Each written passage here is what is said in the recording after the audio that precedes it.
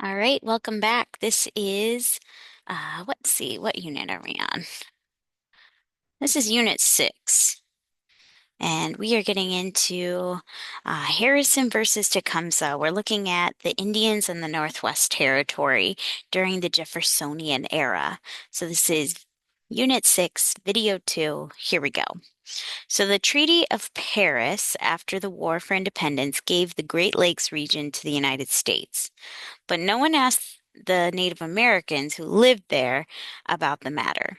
So, if settlers were to move into the Ohio River Valley and north to the Great Lakes, they would have to deal with the Native Americans.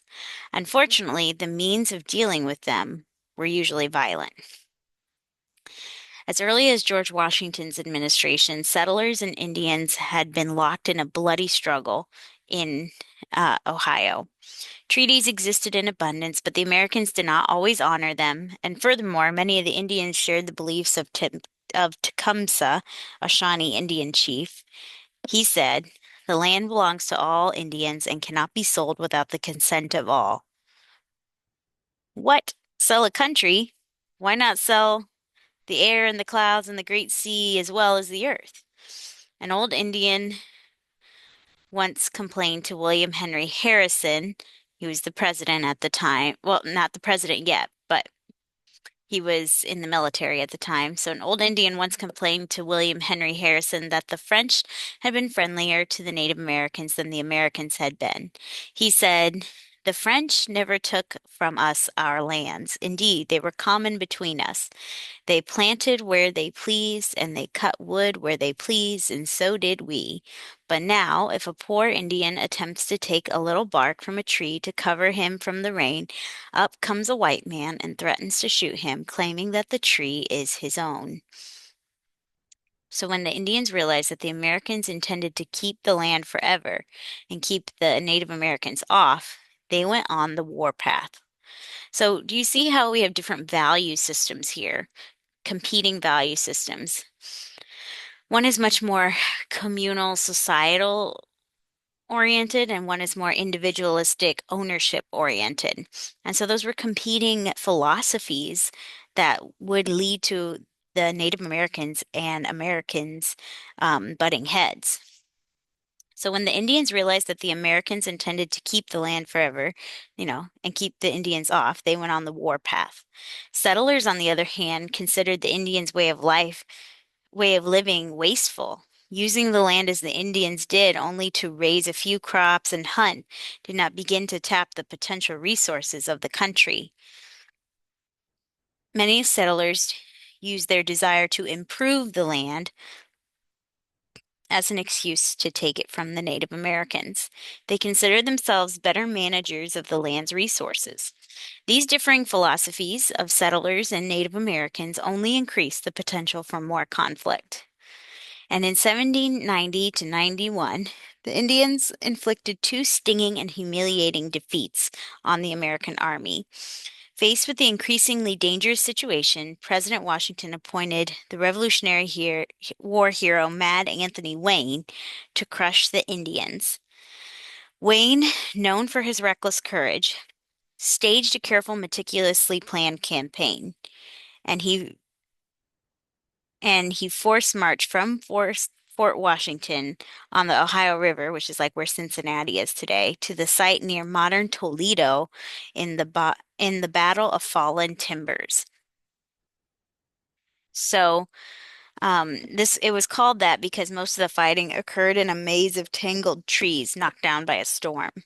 Wayne's forces soundly defeated the Indians, and it resulted in the Treaty of Fort Greenville. And the Indians surrendered all rights to the southern half of Ohio. And after Fallen Timbers, settlers began to pour into the Ohio region in the Northwest Territory. So a series of land acts passed in 1796, 1800, and 1804 reduced the size of the minimum purchase to 160 acres and lowered the price for settlers from $2 to $1.64 an acre. So these acts allowed the settlers to purchase on credit with a down payment of $80. And as a result, ordinary farmers could buy land in the Ohio Valley. And so by 1799, Ohio's population has grown so much that Congress separates it away from the remaining parts of the Northwest Territory and made it a separate territory. And in 1803, Ohio was admitted to the Union as the first state from the Northwest Territory.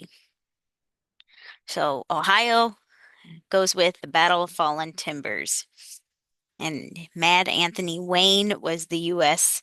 Uh, guy that was leading the force there.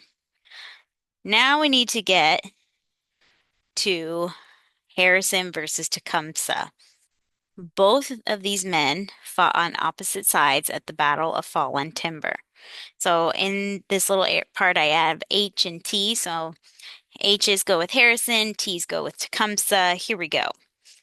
The men who fought under Mad Anthony Wayne at Fallen Timbers included people like Lewis and Clark and Zebulon Pike. But the two most important veterans of Fallen Timbers, as far as the Northwest Territory is concerned, were young men on opposite sides, a 19-year-old officer named William Henry Harrison and an Indian scout named Tecumseh. So let's start with Harrison. Harrison was the son of the governor of Virginia, and his dad had actually been one of the signers of the Declaration of Independence. And the reason he joined the military and went out to Ohio was because he was lured by the promise of glory and adventure. He joined the army, served as an aide to Wayne in the Fallen Timbers campaign, and in 1798, Harrison left the army and entered politics. In 1800, he was appointed governor of the Indiana Territory, which is like modern day Indiana, Illinois, Michigan, and Wisconsin, and he served in that office until 1812. Harrison, like President Jefferson, wanted the Indians to abandon much of their hunting and devote themselves to farming. In that way, the Indians would lead a more settled life and be they would not need these large tracts of underdeveloped forest land. Now, should the Indians give up their traditional way of life, their lands would be open to American settlement. On the other side, you have Tecumseh, Harrison's chief adversary. Tecumseh was born around 1768, probably somewhere near Springfield, Ohio, and he was the last great Indian challenge to the United States in the Northwest Territory. And he was part of the Shawnee tribe, and he was reared to be a warrior. After his father and two brothers were killed in battle against frontiersmen, he retaliated. He realized that individually the Indian tribes could not stand on their own against the United States. So he proposed joining all the Indian tribes in the Northwest Territory into a single confederation with himself as the head. So when Harrison protested Tecumseh's actions, the Indian replied calmly that he was simply following the example of the United States and joining his people into one nation. Although resented by some chiefs who feared that he was a threat to their power, Tecumseh began building his confederation by sheer force of personality. His persuasive speeches wooed Indians to his cause. His fearlessness and code of honor won respect even among white men. He never tortured prisoners and he never attacked women or children. So he was an upstanding guy, even within leading an army. Now, contributing to Tecumseh's success was a religious movement led by his brother, and his brother was known by the name the Prophet. Um, he he only had one eye because of an accident with a bow and arrow, and he was known for being an alcoholic. Tecumseh's brother claimed in 1805 to have received a revelation from the Master of Life. After this experience, he quit drinking and began to teach in the tribes. Indians must reject the white man's ways, the prophet said, especially his whiskey. All the white man's ways, the prophet said, um, all the Indians actually need to learn, must learn. Sorry, I'm getting it mixed up. So all Indians must learn to treat each other fairly and draw together against the settlers who were the offspring of an evil god. That was his message. So you see, there's some like elements of good things, but mixed with some very strong inaccuracies. And his message, coupled with Tecumseh's message, really led to an increase of support in their cause and the Confederation. Now, when Harrison heard all about this and everything, he sent a message to the Native Americans urging them to reject this so-called prophet. He said, "Demand of him some proofs at least of his being the messenger of the deity. If he is really a prophet, ask for him to cause the sun to stand still, the moon to alter its course, or the dead to rise from their graves. If he does these things, you may then believe that he has been sent from God." But the message backfired. And the prophet learned of a total eclipse of the sun that was going to occur in 1806. And the prophet announced to every Native American that he could reach that he would indeed make the sun stand still. And the Indians were awed when the prophet announced, "Behold, darkness has shrouded the sun, and the sun apparently did vanish." So at that point, multitudes flocked to Tecumseh and his brother at their headquarters, and the brothers built a whole village called Prophetstown in the Indiana Territory. And it was right at the juncture of the Wabash and Tippecanoe rivers. And that was only about 120 miles from where Harrison's capital city was. So, as the warrior army grew, Tecumseh announced that no more Indian land would be open to the white man without the consent of all the tribes. And Harrison knew that this demand would mean that no more land sales would be made. So the governor met Tecumseh personally in 1810, but they could not reach an agreement. And so when Harrison suggested sending Tecumseh's demand to the president, the Indian replied that the president is so far off he will not be injured by the war. He may sit still in his town and drink his wine, whilst you and I will have to fight it out.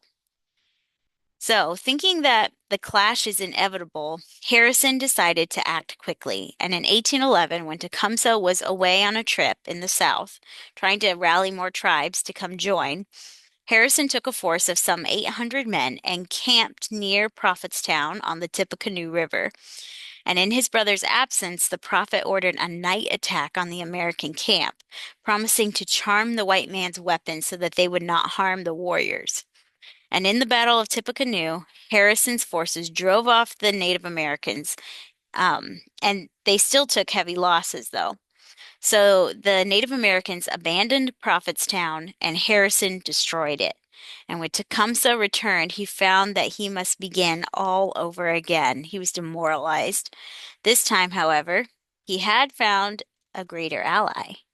Great Britain, the United States, and the British were about to go to war. And now we move on away from the battles with the Native Americans to the War of 1812. So, in 1803, Great Britain and France went to war again. The British Navy was too powerful for Napoleon to invade Great Britain. The Napoleon army was too strong for the British to defeat France in battle on its land. So we kind of have that whale versus elephant problem again. Someone who's really good at Navy stuff, someone who's really good at land military stuff, and not being able to like effectively fight each other, weirdly enough. So as a result, each side tried to starve the other and destroy its trade. And unfortunately, the neutral United States was going to get caught up between the two. Both Britain and France seized American ships that they thought were bound for enemy ports. But Britain, with its powerful navy, seized more than the French. So by 1807, Britain had captured more than 1,000 U.S. ships and confiscated their cargo. And France had only taken about half of that number, so about 500. So when the British stopped American ships, they forcibly removed the British deserters and put them back into service. And the discipline of the Royal Navy was very harsh and cruel, and the living conditions were deplorable. Um, so it was no surprise that the British sailors, many of whom had had been forced into the Navy at the first place fled to the American ships. As if stopping and searching the American ships wasn't enough, British officers in desperate need of sailors, sometimes mistakenly, I have quote fingers, took Americans as well. And this is called impressment. This was seizing American soldiers and forcing them to serve in the British Navy. And this outraged the United States. Although both Britain and France disrupted shipping, the great number of British harassments meant that the British were the greater threat to the United States. At this point, um, Jefferson, who had been reelected to a second term in 1804, faced serious challenges. And in June 1807, the American warship Chesapeake was fired upon by the British warships. 3 Americans were killed and a lot more were wounded. And after that American ship surrendered, the British went aboard and impressed 4 sailors. And the Americans immediately called for retaliation. So, let me see here.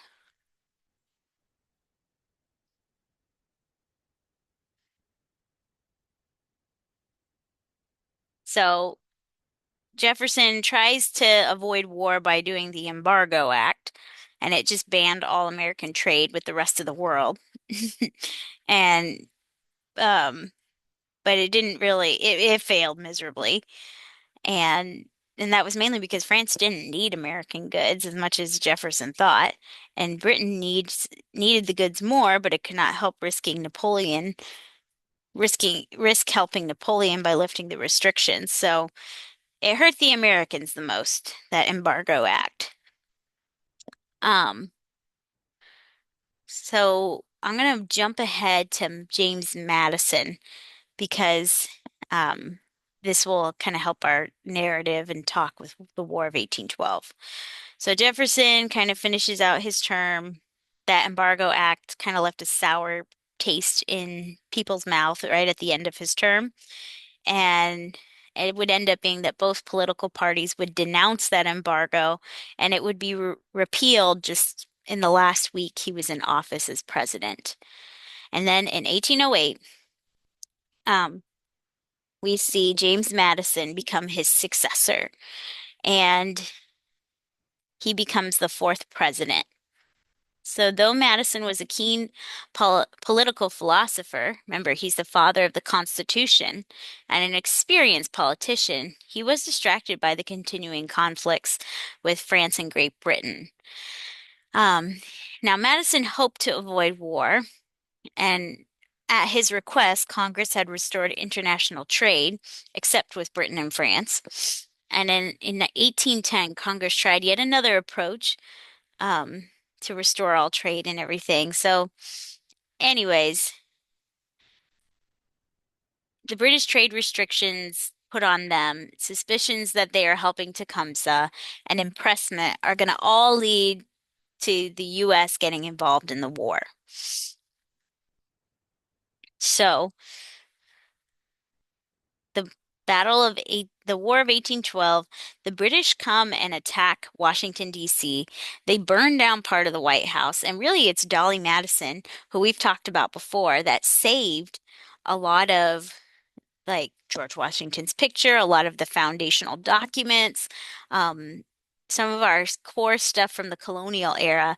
That was saved by Dolly Madison as the White House went up in flames, and they ate her party meal that she had made at the table. Um, so the congressional elections of, so like all of this happens, sorry, ignore the congressional elections part. I'm going to skip that part. So the war does not last too long.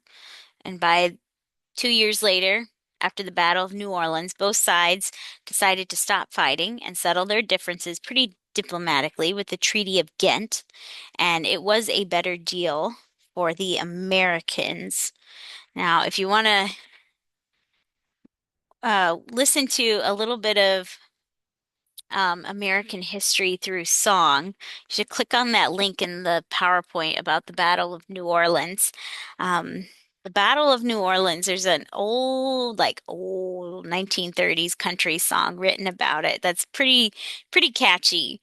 And it was the last war that was fought, and the United States won that war so good. Like we whooped them, but it's pretty cool.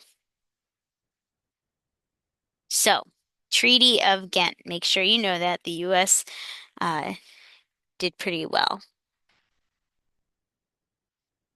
And that is going to take us to James Monroe. Actually, I'm going to go back and talk a little bit about Battle of New Orleans real quick, and then we're going to finish out this video today. So, the Battle of New Orleans was the most stunning victory of 1812. Um, and then the Treaty of Ghent was signed on December 24th, 1814, and it was a 4-month negotiation that ended hostilities, and slow communications between Europe and America kept the news from reaching America for several weeks. Nonetheless, the battle is going to make Andrew Jackson the greatest hero of the war. And that's important to note because we're going to talk a lot about Jackson here during this chapter. So, General Andrew Jackson would become a household name with the Battle of New Orleans. And his nickname was Old Hickory because he was lean and tough as a hickory branch. And Jackson knew how to handle his frontier army. When some of the militia tried to leave during the campaign, for example, Jackson laid his rifle across his horse's neck and promised to personally shoot the first man who tried to leave. Jackson's force won a series of victories against um, the Native Americans as well as the British, and uh, he was pretty good at being a military genius. But we'll get back to Jackson and his mixed legacy in a bit. So the Treaty of Ghent is signed in the European city bearing that name. Um, it was a peace without victory. Conditions largely returned to what they had been before 1812. And the US and Britain simply wanted to stop fighting, and both were willing to settle their differences diplomatically finally. So the US did profit from the war a little bit, though. Tecumseh's Confederation was finished without the British support. And that's all you need to know for today. Hope you guys have a great day. See you later.